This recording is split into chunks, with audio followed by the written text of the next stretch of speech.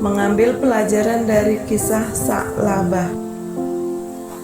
Sa'labah bin Hatid al-Ash'ari adalah nama lengkapnya, biasa disapa Sa'labah.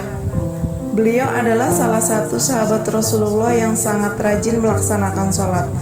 Hebatnya adalah semua waktu sholat dilaksanakan di masjid secara berjamaah. Tetapi ada satu kebiasaan Sa'labah yang mengundang tanya Rasulullah, yaitu selalu bergegas pulang setelah selesai melaksanakan sholat. Berbeda dengan sahabat lainnya yang masih meluangkan waktu untuk berzikir serta bermunajat kepada Allah.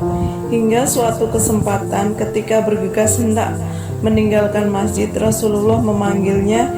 Setelah Sa'labah menghadap, Rasulullah bertanya kepadanya, "Wahai Sa'labah, mengapa kamu terburu-buru ketika selesai sholat berjamaah?" Sa'labah pun menjawab, "Sesungguhnya saat ini di rumah ada seorang yang menungguku ya Rasul. Dia menungguku untuk bergantian memakai baju untuk melaksanakan sholat. Saya hanya memiliki sehelai kain untuk dipakai secara bergantian. Ketika saya sholat, maka istriku akan bersembunyi hingga saya datang untuk kembali." Sa'labah menjelaskan keadaan yang sebenarnya kepada Rasulullah Muhammad SAW. Rasulullah sangat terkesan dengan Sa'labah, lalu mengizinkannya untuk segera kembali. Selang beberapa hari kemudian, Sa'labah meminta tolong kepada Rasulullah untuk mendoakan agar dia merubah nasib sedikit saja, agar memiliki harta benda. Sa'labah merasa sangat lelah dalam kehidupannya yang sangat miskin serta menderita. Namun Rasulullah memberikan nasihat untuk mensyukuri apa yang telah dimiliki.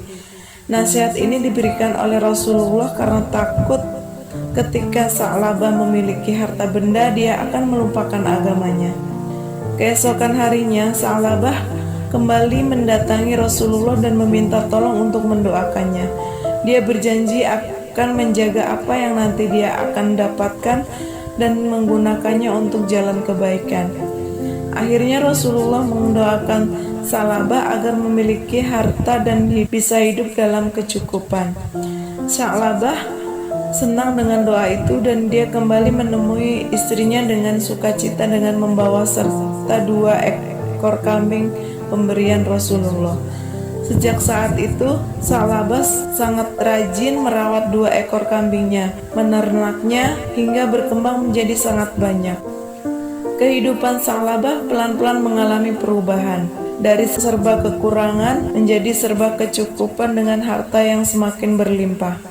Sa'labah semakin sibuk dengan hewan piaraannya, juga semakin sibuk menghitung-hitung hartanya yang semakin hari semakin bertambah. Namun bertambahnya harta bukan menjadi Sa'labah semakin pandai bersyukur, tetapi dia mulai jarang datang ke masjid, bahkan sering mengakhirkan sholat. Sa'labah mulai lupa dengan Tuhannya dan lebih perhatian dengan kambing piaraannya. Jarangnya Sa'labah muncul di masjid membuat Rasulullah bertanya, "Ada apa dengan Sa'labah?"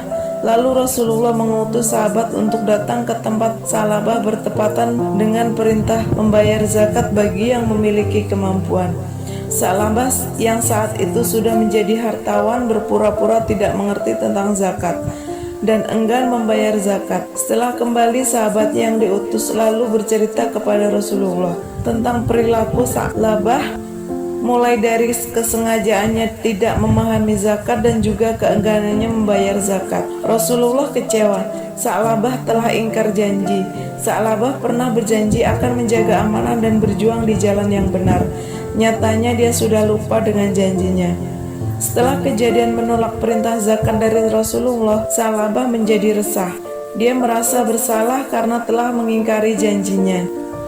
Lalu diputuskan untuk ke kediaman Rasulullah untuk meminta maaf sekaligus memberikan zakat ternak kambingnya. Namun ketika zakat itu hendak mau diserahkan, Rasulullah menjawab, "Allah telah melarangku menerima zakatmu Sa'labah." Sa'labah kecewa.